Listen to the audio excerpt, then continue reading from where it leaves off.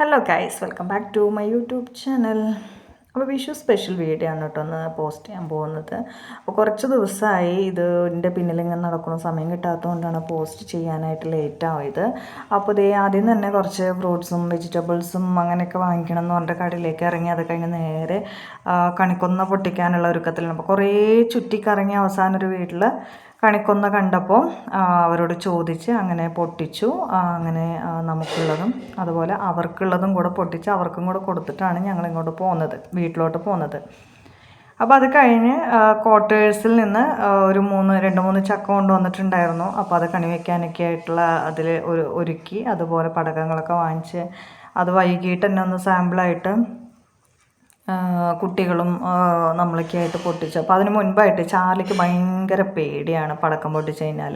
അപ്പോൾ ഞങ്ങൾ ക്വാർട്ടേഴ്സിലിരിക്കുന്ന സമയത്ത് തന്നെ അതുപോലെ വിഷുവിന് പടക്കം പൊട്ടിച്ചപ്പോൾ ചാർലി ആകെ പേടിച്ച് വരണ്ട് ഓടിയിട്ട് പിറ്റേ ദിവസമാണ് അത് വന്നത്. അപ്പോൾ ഞങ്ങൾ അതിൻ്റെ വീഡിയോസൊക്കെ അന്ന് ഞങ്ങൾ പോസ്റ്റ് ചെയ്തിട്ടുണ്ടായിരുന്നു.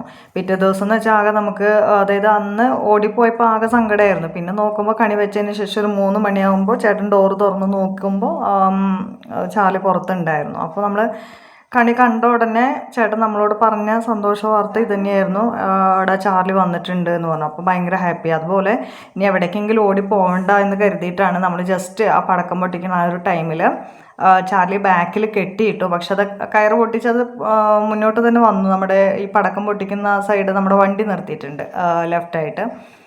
അപ്പോൾ അതിൻ്റെ അടിയിലാണ് അതിൻ്റെ കിടപ്പും കാര്യങ്ങളൊക്കെ. അപ്പോൾ അവിടെ കിടന്ന് അവിടെ തന്നെ വന്ന് കിടന്നു. അപ്പോൾ അതിന് സേഫ് അവിടെയാണെന്ന് തോന്നിയിട്ടുണ്ടാവും. അപ്പോൾ അത് അവിടെ വന്ന് കിടക്കുകയാണ് ചെയ്തത്. അങ്ങനെ ആദ്യം തന്നെ വാണം പൊട്ടിച്ചപ്പോൾ ആകെ അത് പോയത് അവരുടെ വീട്ടിലാണ്. അപ്പുറത്തൊരു ഡോക്ടറിൻ്റെ വീടാണ്, അവരുടെ വീട്ടിനകത്താണ് പോയത്. വലിയ പ്രശ്നമൊന്നും ആയില്ല കേട്ടോ. അപ്പോൾ വെച്ചതിൻ്റെ ഒരു മിസ്റ്റേക്ക് ആയിരുന്നു എന്ന് കണ്ടിട്ട് പിന്നെ ചേട്ടൻ അപ്പുറത്തുനിന്ന് കുറച്ച് മണ്ണ് കൊണ്ടുവന്നിട്ട് പിന്നെ അതിൽ വാണം കുത്തിവെച്ച് അങ്ങനെയാണ് പിന്നെ ചെയ്തൊക്കെ അടിപൊളിയായിട്ട് തന്നെ അത് കറക്റ്റായിട്ട് തന്നെ ഹൈറ്റിലേക്ക് പോവും. അതുപോലെ അവിടുന്ന് പൊട്ടൊക്കെ ചെയ്തു കേട്ടോ. നല്ല ഭംഗിയായിട്ട് തന്നെയാണ് ചെയ്തത്. പിന്നെ അതുപോലെ എല്ലാ കുഞ്ഞു കുഞ്ഞു പടക്കങ്ങളും ശംഖചക്രം, അതുപോലെ പൂക്കുറ്റി, അങ്ങനെ കമ്പിത്തിരി, അങ്ങനെ എല്ലാം ചെയ്തു. അതുപോലെ അമ്മും അച്ഛനും പേടിയില്ലാതെ തന്നെ എല്ലാം ചെയ്യാറുണ്ട് കേട്ടോ. നല്ല രസമായിട്ട് തന്നെ അവർ പടക്കം പൊട്ടിക്കാറാണ് പതിവ്. അത് ഈ വർഷം അതുപോലെ തന്നെ നടന്നു. പിന്നെ അതേ കാണുന്നുണ്ടോ വാണം, അത് നല്ല രീതിയിൽ തന്നെ പോയിട്ടുണ്ടായിരുന്നു. പിന്നെ ഇപ്രാവശ്യം പൂക്കുറ്റിയോ അങ്ങനെ എന്തോ കത്തിക്കുന്ന സമയത്ത് അച്ചുവിൻ്റെ മുടിയിലൊന്ന് ജസ്റ്റ് ഒന്ന് കയറി പിടിച്ചിട്ടുണ്ടായിരുന്നു. അത് പിന്നെ വേഗം നമ്മൾ കെടുത്തി. അത് ഭയങ്കര സ്മെല്ലും ഇതൊക്കെ ഉണ്ടായിരുന്നു. അത് കത്തി പിടിച്ചതിന് ശേഷം അത് കെട്ടുമെന്ന് കരുതി പിന്നെയും ഒന്ന് ജസ്റ്റ് ഒന്ന് തീപ്പൊരി കണ്ടായിരുന്നു. അത് നമ്മളത് റെഡിയാക്കി എന്നുള്ളതാണ്. അല്ലെങ്കിൽ അത് ആകെ പെട്ടേനെ, ശ്രദ്ധിച്ചില്ലെങ്കിൽ ആകെ ആ മുടി മൊത്തം കരിഞ്ഞു പോയിട്ടുണ്ടാവും. അങ്ങനെ ഏകദേശം രാത്രിയിൽ പൊട്ടിക്കൽ കഴിഞ്ഞു. അത് ഒതുക്കി വെക്കുന്ന ഒരു വിഷ്വലാണ് നിങ്ങൾ കാണുന്നത് കേട്ടോ.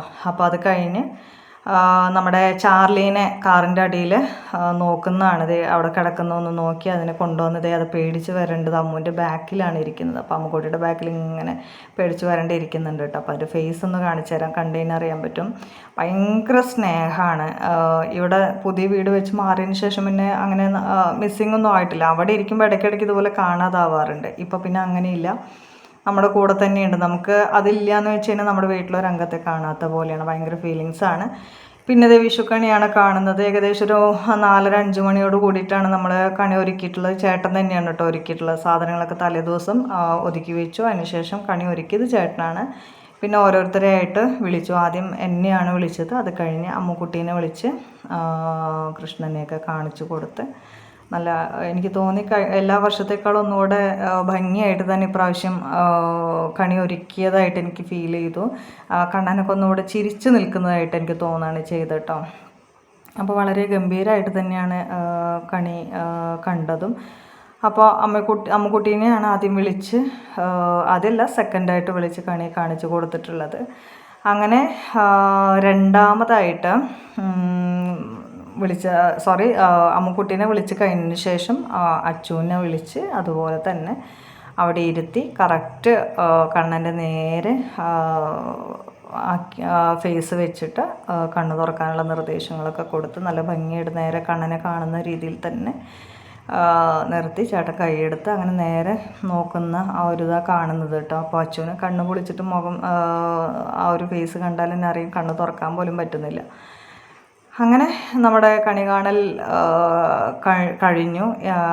അപ്പോൾ നമ്മുടെ കണി എല്ലാവർക്കും ഇഷ്ടപ്പെട്ടെങ്കിൽ ഒന്ന് ലൈക്ക് ചെയ്യുക, കമൻറ്റ് ചെയ്യാൻ, സബ്സ്ക്രൈബ് ചെയ്യുക, സപ്പോർട്ട് ചെയ്യുക. ഓക്കെ, അപ്പോൾ നമ്മുടെ ഈ സാധാരണക്കാരെ സപ്പോർട്ട് ചെയ്യാൻ കുറച്ച് ബാക്കാണ് നമ്മുടെ സൊസൈറ്റിയിൽ നിന്ന് തോന്നുന്നു. എനിക്ക് അങ്ങനെയാണ് ഫീൽ ചെയ്തത്. സെലിബ്രിറ്റികളുടെയൊക്കെ പെട്ടെന്ന് കയറി പോകാറുണ്ട്. ഒരു നെഗറ്റീവായിട്ട് പറഞ്ഞതല്ല, എനിക്ക് ഫീൽ ചെയ്താണ് കേട്ടോ ഞാൻ പറഞ്ഞത്.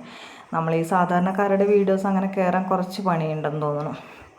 ഓക്കെ, എന്തായാലും ഞാൻ വീഡിയോ ഇടുന്നത് സ്റ്റോപ്പ് ചെയ്യാനുള്ള ഉദ്ദേശമൊന്നുമില്ല. ഇതിങ്ങനെ തന്നെ കണ്ടിന്യൂ ചെയ്ത് പോകാനുള്ള ഐഡിയയിൽ തന്നെയാണ്. ചില ടൈമാണ് മടി വരുമ്പോൾ ലാഗ് ചെയ്ത് വീഡിയോസൊക്കെ ഇടാനൊക്കെ മടിച്ച്. ഇതിപ്പോൾ വിഷുവിൻ്റെ തന്നെ കണ്ടില്ലേ, വേണമെങ്കിൽ ഒരു 3-4 ദിവസം മുൻപൊക്കെ നമുക്ക് ഇടായിരുന്നു. എന്നിരുന്നാലും കുറച്ച് മടിയുണ്ട്. അതിൻ്റെ കൂട്ടത്തിൽ കുറച്ച് തിരക്കായിപ്പോയി. അങ്ങനെയാണ് വീഡിയോ ഇത്രയും ലേറ്റായത് ഇടാനായിട്ട് കേട്ടോ. അങ്ങനെ വിഷുക്കണിയൊക്കെ അടിപൊളിയായിട്ട് തന്നെ ഭംഗിയായിട്ട് തന്നെ ഒരുക്കി. അങ്ങനെ അടുത്ത സ്റ്റേജ് എന്ന് പറയുന്നത് കൈനീട്ടം കൊടുക്കലാണല്ലോ. അങ്ങനെ കൈനീട്ടം കൊടുക്കാനായിട്ട് ആദ്യം നമുക്കാണ് എനിക്കാണ് ആദ്യം കൈനീട്ടം തരുന്നത്. അങ്ങനെ ചേട്ടൻ കൈനീട്ടം എടുത്തു, എനിക്ക് തന്നു. നമ്മളെന്തായാലും അങ്ങനൊരു റെസ്പെക്റ്റോടു കൂടി ഒന്ന് കാലിലൊക്കെ തൊട്ട് തൊഴുതു. ഓക്കെ, അങ്ങനെ അടുത്തതായിട്ട് നമ്മുടെ അമ്മുക്കുട്ടിക്കാണ് കേട്ടോ കൊടുക്കുന്നത്. അപ്പോൾ അമ്മുക്കുട്ടിയാണ് ഇതേ കൈനീട്ടം വാങ്ങിക്കുന്നത്. അതുപോലെ തന്നെ അമ്മുക്കുട്ടിയും ചേട്ടൻ്റെ കാലൊക്കെ തൊട്ട് തൊഴുതു. അങ്ങനെ നെക്സ്റ്റ് നമ്മുടെ അച്ചുകുട്ടനാണ് കാണുന്നത്. അവനും അതുപോലെ കൈനീട്ടം കൊടുത്തു, കാല് തൊട്ട് തൊഴുതു കേട്ടോ. അങ്ങനെ പുലർച്ചെ പടക്കം വീണ്ടും നമ്മൾ റീസ്റ്റാർട്ട് ചെയ്തേക്കാണ് പൊട്ടിക്കാനായിട്ട്. അപ്പോൾ അച്ചു തന്നെയാണ് ആദ്യം സ്റ്റാർട്ട് ചെയ്തത്. ആദ്യം തന്നെ നമ്മൾ മാലപ്പടക്കം അങ്ങോട്ട് പൊട്ടിക്കാമെന്ന് വിചാരിച്ചു ഗൈസ്. അങ്ങനെ സ്റ്റാർട്ട് ചെയ്തത് മാലപ്പടക്കമാണ്. അങ്ങനെ അച്ചുവിൻ്റെ മുടിയിൽ തീപ്പൊരി വീണെന്ന് പറഞ്ഞല്ലോ, അത് ഈ പറഞ്ഞ പോലെ പുലർച്ചെയാണ് കേട്ടോ, നൈറ്റല്ല ഉണ്ടായത്.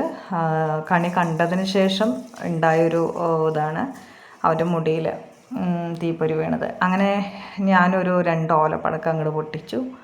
അതുപോലെ ഓലപ്പടക്കം എനിക്ക് ഭയങ്കര ഇഷ്ടമാണ് പൊട്ടിക്കാനായിട്ട്. അപ്പോൾ നമ്മൾ ഈ പടക്കം വാങ്ങിച്ചത് കിറ്റാണ്. അപ്പോൾ ഇങ്ങനെ 1000 രൂപയുടെ ഒരു കിറ്റാണ്. അതിലാണ് ഇത്രയും പടക്കങ്ങൾ അത്യാവശ്യം ക്വാണ്ടിറ്റിയിൽ തന്നെ നമുക്ക് കിട്ടിയായിരുന്നു കേട്ടോ പടക്കം. അപ്പോൾ അതിൽ നോക്കുമ്പോൾ ഇതില്ല, നമ്മുടെ ഓലപ്പടക്കം ഇല്ല. അങ്ങനെ ഓലപ്പടക്കം ഞങ്ങൾക്ക് എല്ലാവർക്കും ഇഷ്ടമായത് കൊണ്ട് തന്നെ ഓലപ്പടക്കം സെപ്പറേറ്റ് വാങ്ങിക്കുകയാണ് ചെയ്തത് കേട്ടോ.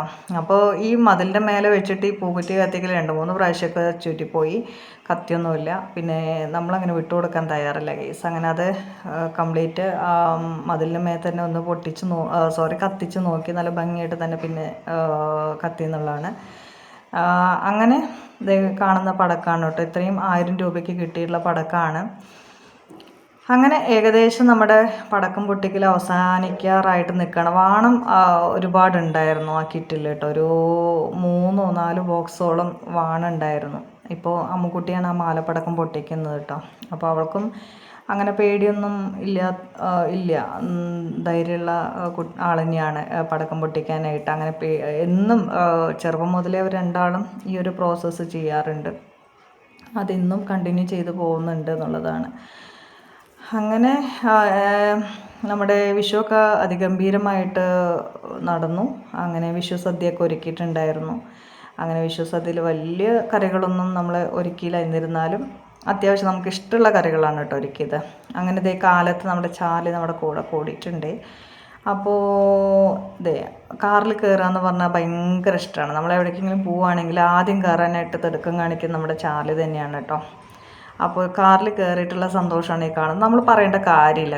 അത് ഓട്ടോമാറ്റിക് തന്നെ ആ കാറിൽ ഡോറ് തുറന്ന് കണ്ടു കഴിഞ്ഞാൽ അത് നമ്മൾ കയറുന്നു എന്ന് കണ്ടു കഴിഞ്ഞാൽ അത് കയറിയിരിക്കാറുണ്ട് കേട്ടോ. അപ്പോൾ അതിനൊരു സന്തോഷത്തിന് വേണ്ടിയിട്ട് അപ്പോൾ ചേട്ടൻ ഒന്ന് ജസ്റ്റ് കയറിയതല്ല, അപ്പോൾ ഒന്ന് ജസ്റ്റ് ഒന്ന് വണ്ടി ഒന്ന് മൂവ് ചെയ്യാമെന്ന് വിചാരിച്ചിട്ട് വണ്ടി ഒന്ന് സ്റ്റാർട്ട് ചെയ്തിട്ട് ഒന്ന് ജസ്റ്റ് ഒന്ന് മൂവ് ചെയ്തു. അത് കഴിഞ്ഞ് ചാലിനെ ഇറക്കിയിട്ടോ. പ്രത്യേക സ്നേഹമാണ് ചാലിക്ക്. ഭയങ്കര നമ്മുടെ ഒരു അതിനെന്തെങ്കിലും ഒരു പ്രശ്നം, ഇപ്പോൾ ഭക്ഷണം 2 ദിവസം കഴിക്കില്ല അല്ലെങ്കിൽ 1 ദിവസം കഴിക്കില്ല എന്ന് തോന്നിയാൽ തന്നെ നമുക്ക് ഭയങ്കര ആദ്യമാണ്. നമ്മൾ അപ്പോൾ തന്നെ ടാബ്ലറ്റ് വാങ്ങിച്ച് മെഡിക്കൽ ഷോപ്പിൽ പോയി പറഞ്ഞ് അതിന് കഴിക്കാനൊക്കെ കൊടുക്കും കേട്ടോ. പിന്നെ നമ്മുടെ സദ്യയാണ് കാണുന്നത്. സദ്യ അങ്ങനെ നിയമപ്രകാരം ഇങ്ങനെ എന്നുള്ള സദ്യയൊന്നുമില്ല. നമുക്കിഷ്ടമുള്ള കറികൾ മാത്രമാണ്. വെറുതെ കുറേ വെച്ചിട്ട് നമുക്കിഷ്ടമില്ലാത്ത കുറേ ഭംഗിയുള്ള കറികൾ വെച്ചിട്ട്, അങ്ങനെ ഭംഗിയുള്ള കറികൾ വെക്കാൻ എനിക്ക് അറിയില്ല. അപ്പോൾ നമ്മൾ കഴിക്കുന്ന കറികൾ മാത്രം വെച്ചിട്ടാണ് വിഷു സദ്യ ഒരുക്കിയിട്ടുള്ളത്. അപ്പോൾ ഇതിൽ കായും പയറുണ്ട്, അതുപോലെ അച്ചാറുണ്ട്, പിന്നെ ചെറുപഴം വെച്ചിട്ടുണ്ട്, പിന്നെ എരിശ്ശേരി ഉണ്ട്, സാമ്പാർ, പിന്നെ സോയാബീനും ഉരുളക്കിഴങ്ങും കൂടിയിട്ട് ഒന്ന് മസാല പോലെ ഒന്ന് വെച്ചിട്ടുണ്ടായിരുന്നു. അങ്ങനെയാണ് നമ്മുടെ സദ്യ പ്രാവശ്യം കേട്ടോ. അപ്പോൾ അത്യാവശ്യം നല്ല രീതിയിൽ തന്നെ വെച്ചു എന്നാണ് എനിക്ക് തോന്നുന്നത്. നല്ല അഭിപ്രായമാണ് അവർ കഴിച്ചിട്ടും പറഞ്ഞത്. ഓക്കെ, അപ്പോൾ എല്ലാവരും അങ്ങനെ ആസ്വദിച്ച് എല്ലാവരും സൂപ്പറായിട്ട് കഴിച്ച് അങ്ങനെ ഇത് കഴിഞ്ഞ് നേരെ തറവാട്ടിലേക്ക് പോകാനുള്ള ഒരുക്കത്തിലാണ്. ഭക്ഷണം കഴിഞ്ഞ് കുറച്ച് നേരം റെസ്റ്റ് എടുത്തു. 11 മണിയോട് കൂടിയിട്ട് തറവാട്ടിലോട്ട്, ചേട്ടൻ്റെ വീട്ടിലോട്ടാണ് ആദ്യം പോയത് കേട്ടോ. അങ്ങനെ അത് കഴിഞ്ഞ് എൻ്റെ വീട്ടിലോട്ട് ചിറ്റൂർ, പാലക്കാട്. ദൈവമേ, ഭയങ്കര ചൂടായിരുന്നു കേട്ടോ. അവിടെ ഭയങ്കര ഉഷ്ണമായിരുന്നു. കാരണം 41 ഡിഗ്രിയോ അങ്ങനെ എന്തോ, അത്രയും ചൂടായിരുന്നു അവിടെ. നമുക്ക് ഇരുമ്പിൻ്റെ വല്ല ഐറ്റംസൊക്കെ നമ്മുടെ വീട്ടിലുണ്ടെങ്കിൽ അത് വരെ ചൂടാവുന്നൊരു, അത്രയ്ക്കധികം ചൂടായിരുന്നു. അവിടെ ഇരിക്കാൻ പറ്റാത്ത അവസ്ഥയായിരുന്നു. അതുപോലെ നമ്മുടെ മൊബൈലാണെങ്കിലും ഒന്നും ചുമ്മാ അവിടെ വീട്ടിൽ വെച്ചിരിക്കുകയാണെങ്കിൽ പോലും അതിന് ഭയങ്കര അപ്പോൾ ഗൈസ്, ഞങ്ങളുടെ വീഡിയോ ഇഷ്ടമായെങ്കിൽ ലൈക്ക് ചെയ്യുക, കമൻറ്റ് ചെയ്യുക, സബ്സ്ക്രൈബ് ചെയ്യുക ആൻഡ് സപ്പോർട്ട് ചെയ്യുക. ടാറ്റാ.